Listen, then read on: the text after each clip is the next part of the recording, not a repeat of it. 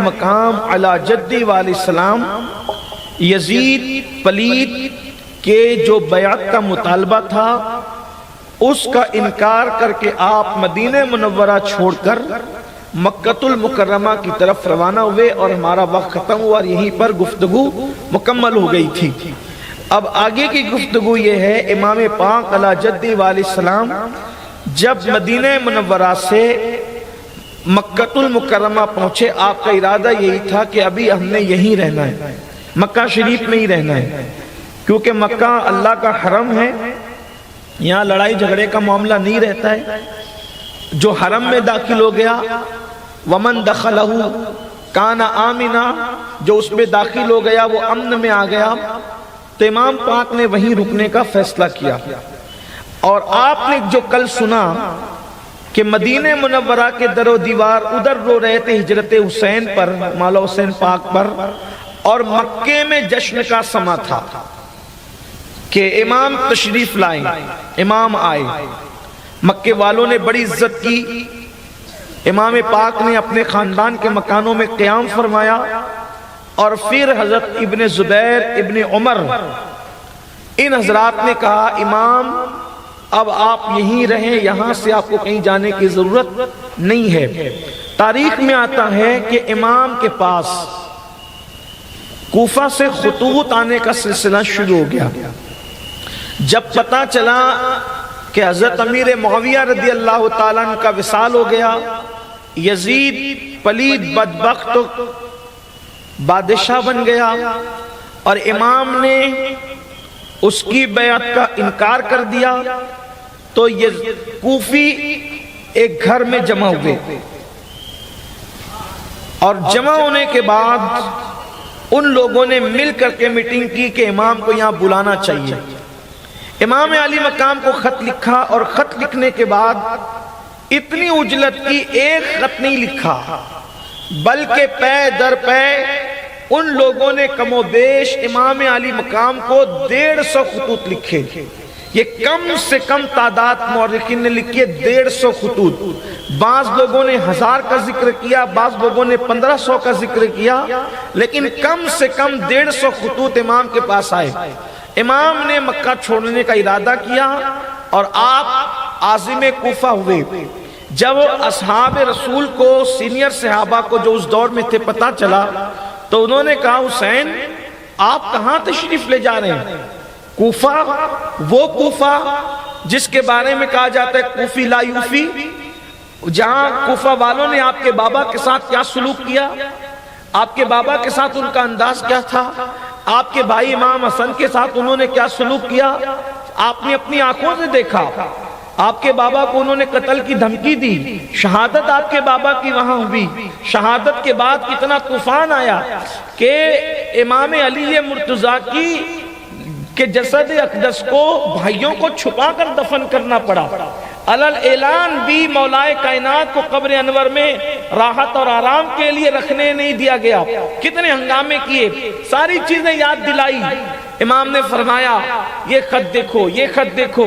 یہ کہتے ہیں کہ اگر ان کے خط کے مضامین آپ نے سنائے، بتائے، کہ یہ کہتے ہیں کہ اگر آپ نہیں آتے ہم مجبوراً یزید کی بیعت کر لیں گے، اور قیامت کے دن اللہ پوچھے گا وہ شرابی، وہ فاسق و فاجر، وہ دین اور دنیا کے لیے آر اور ننگ انسان، اس کے ہاتھ پر تم نے کیوں بیعت کی تھی؟ تو ہم اللہ کو جواب دے دیں گے مولا ہم تو تیرے نبی کے نواسے کو بلاتے تھے، ان کو دین سے زیادہ اپنی جان پیاری تھی، اب بتاؤ میں کیسے رکوں؟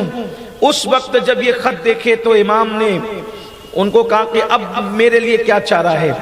تو مشورہ دیا گیا آپ ایک کام کریں، خود نہ جائیں، وہ بے وفا لوگ ہیں، آپ اپنے کسی معتمد کو بھیجیں، وہ جائے اور آپ کو وہاں سے رپورٹ بھیجے کہ حالات کیا چل رہے ہیں۔ اس وقت امام پاک کو یہ مشورہ پسند آیا، اور آپ نے اپنے چچا زاد بھائی حضرت سیدنا مسلم ابن عقیل رضی اللہ تعالی عنہما کو جیور روانہ کیا۔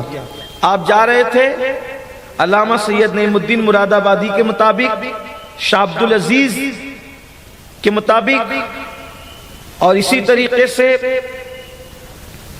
علامہ ارشد القادری رحمت اللہ تعالی علیہ کے مطابق، اسی طریقے سے مفتی جلال الدین امجدی ان حضرات کی تحریر کے مطابق کہ جب آپ تشریف لے جانے لگے تو آپ کے ساتھ آپ کے 2 شہزادے محمد اور ابراہیم بھی ساتھ ہو گئے، اور پھر آپ کوفہ گئے۔ پہلے ہی دن کوفہ میں حضرت امام مسلم کے ہاتھ پر 12,000 سے زیادہ لوگوں نے بیعت کی۔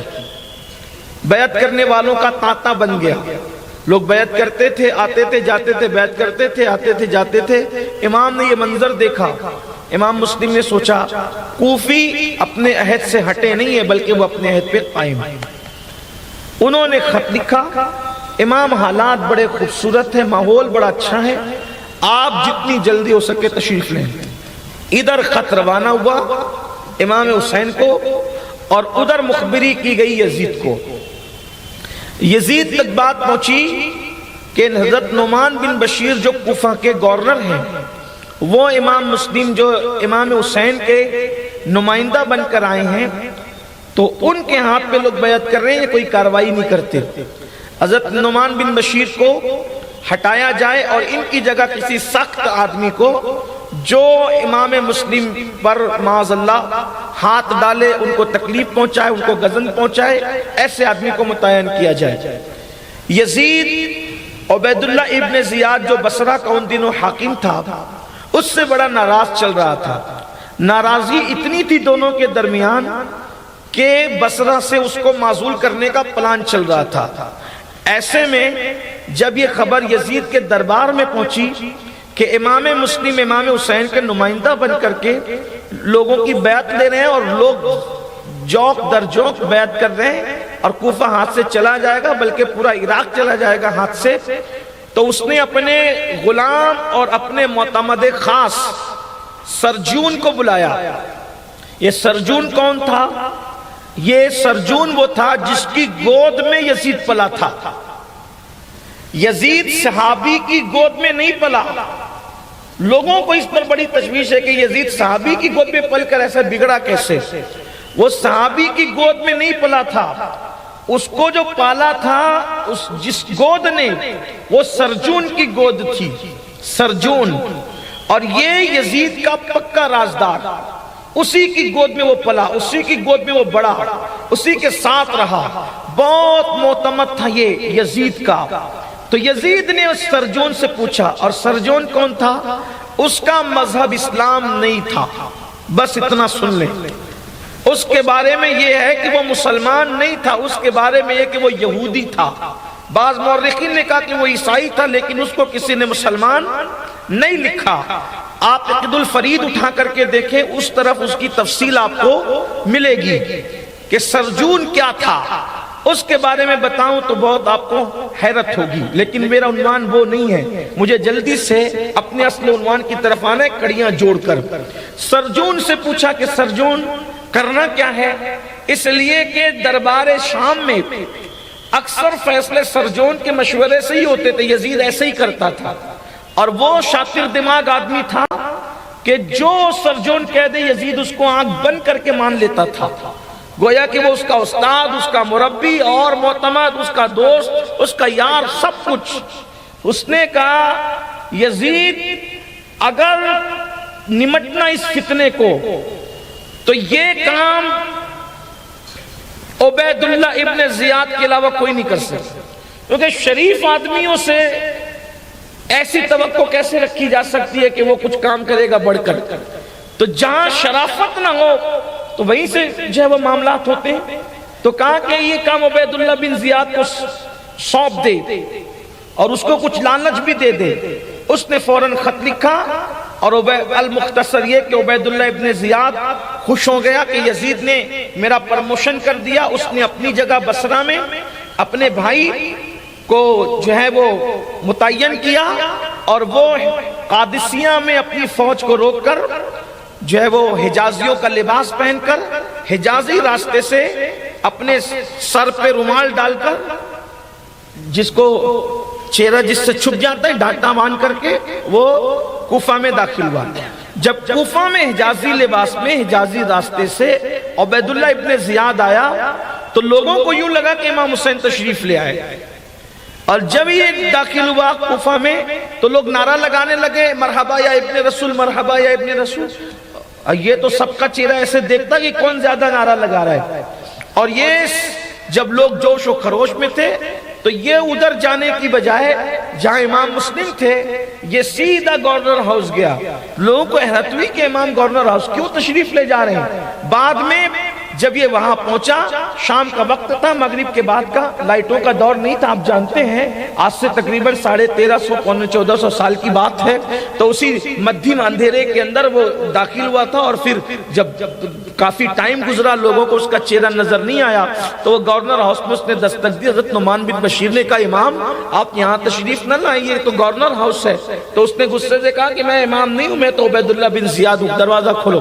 اور دروازہ کھلایا اور صحابی رسول حضرت نعمان بن بشیر رضی اللہ تعالیٰ عنہ کو اس نے معزول کر دیا اور ان کی جگہ پھر وہ گورنر بن کر کے بیٹھ گیا. راتوں رات جتنے کوفہ کے لوگ تھے، بڑے بڑے سردار، سب کو بلایا. کہا کہ میں نے سنا ہے کہ تم ایسا ایسا کام کر رہے ہو، اگر تم نے مسلم کا ساتھ نہیں چھوڑا، مسلم کو میرے حوالے نہیں کیا تو میں تم سب کو قتل کر دوں گا.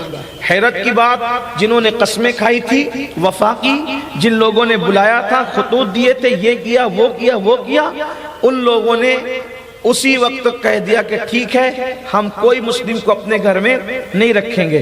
اس وقت امام مسلم رضی اللہ تعالیٰ حضرت ہانی کے گھر میں مقیم تھے. ہانی کو پتا چلا یہ حالات ہو گئے. امام مسلم نے اپنے بیٹوں کو قاضی شریح کے گھر بھیج دیا اور آپ خود امام حضرت ہانی کے گھر مقیم رہے. المختصر یہ صبح ہوئی، صبح کو اس نے وہ سارے جو سردار تھے ان کو گرفتار کر لیا. امام کو پتا چلا کہ سب گرفتار ہو گئے تو آپ نے آواز لگائی کہ سب لوگ چلو اور کوفہ کے دارالامارت پہ حملہ کر دیتے. 40,000 کا لشکر جمع ہو گیا امام مسلم کی ایک آواز پر. جیسے 40,000 کا لشکر جمع ہوا، سب نے گھیر لیا کوفہ کے گورنر ہاؤس کو. آپ ایک اشارہ فرماتے تو ہنگامہ ہو جاتا، لیکن امام نے فرمایا کہ ابھی جنگ شروع نہ کرو، کوشش کرو کہ بات چیت سے مسئلہ حل ہو جائے. ادھر وہ بات چیت کے مسئلہ حل کرنے کے پلان میں تھے، ادھر اس نے عبید اللہ بن زیاد لومڑی کی چال اس نے چلی اور جو جتنے لوگ تھے قبیلے کے سردار، برادریوں کے سردار، سب کو کہا کہ اپنی اپنی برادری کو کہو کہ یہاں سے جائے ورنہ تم سب کو ابھی مار ڈالوں گا اور ہانی کو بھی قتل کر دوں گا. پھر یہ ہوا کہ جب ان سرداروں نے اپنی قوم سے کہا تمہاری وجہ سے ہم مر جائیں گے، تم بھی مر جاؤ گے، مسلم کے ساتھ نہ رہو، سب ساتھ چھوڑ کر کے جاؤ. سب ساتھ چھوڑ کر کے بھاگ گئے. 40,000 کے لشکر میں صرف 500 لوگ بچے. اذان مغرب ہو رہی تھی تو 500 لوگ تھے. مغرب کی نماز آپ نے جامع مسجد میں شروع کی، 500 لوگ پیچھے کھڑے تھے. جب سلام پھرا تو ایک بھی آدمی نہیں تھا. امام مسلم پھوٹ پھوٹ کر رو رہے تھے اس بات پر کہ میں نے تو خط لکھ دیا، اب میری بات کا تو امام انکار نہیں کریں گے اور امام میری بات پر نکل آئیں گے. المختصر یہ کہ امام مسلم نکلے وہاں سے، سارے دروازے بند تھے. یہ حالات ہیں اہل بیت کے ساتھ، یہ لوگوں کا رویہ تھا اہل بیت کے ساتھ. یہ حالات دیکھے لوگوں نے، دنیا کے لالچی لوگوں نے دکھائی یہ حالات، لوگوں نے بے وفاؤں نے یہ معاملہ دکھایا. کل تک جس کو دعوتیں کرنے کے لیے لوگوں کے گویا کے انتظار ہو رہے تھے، نمبر لگ رہے تھے، قطاریں لگ رہی تھی، اور آج اس کو نہ کوئی کھلانے والا ہے، نہ پلانے والا ہے، نہ اس کو 2 گز زمین بستر کے لیے کوئی دینے والا ہے. حتیٰ کہ امام وہاں سے نکلے اور جب چلے تو سارے دروازے کوفیوں کے بند تھے. سارے کوفیوں نے اپنے دروازے ڈر کے مارے بند کر رکھے تھے. گویا کہ قیامت تک ان کوفیوں کی بدعہدی اور ان کی بے وفائی جو ہے وہ دنیا کے اندر مشہور ہونے والی تھی. اور پھر امام مسلم جب وہاں سے گزرے تو دیکھا کہ ایک گڑیا کا گھر کھلا ہے، اس کا نام توعہ بتایا جاتا ہے تاریخ کے اندر. اور اس نے دروازہ اس لیے نہیں کھولا تھا کہ امام میرے گھر میں آئے، اس نے اس لیے دروازہ کھول رکھا تھا کہ اس کا بیٹا جو ہے ابن اشعث کا گرگا تھا، تو اس کے بیٹے کا وہ انتظار کر رہی تھی. امام وہاں پر رکے اور فرمایا کہ بڑی بھی مجھے پانی پلاؤ گی؟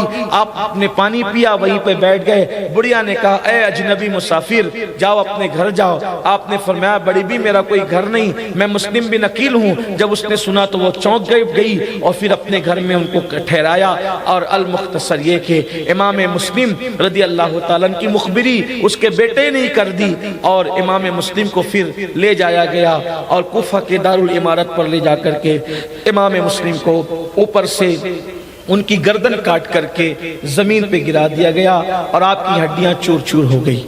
اس سے پہلے میں نے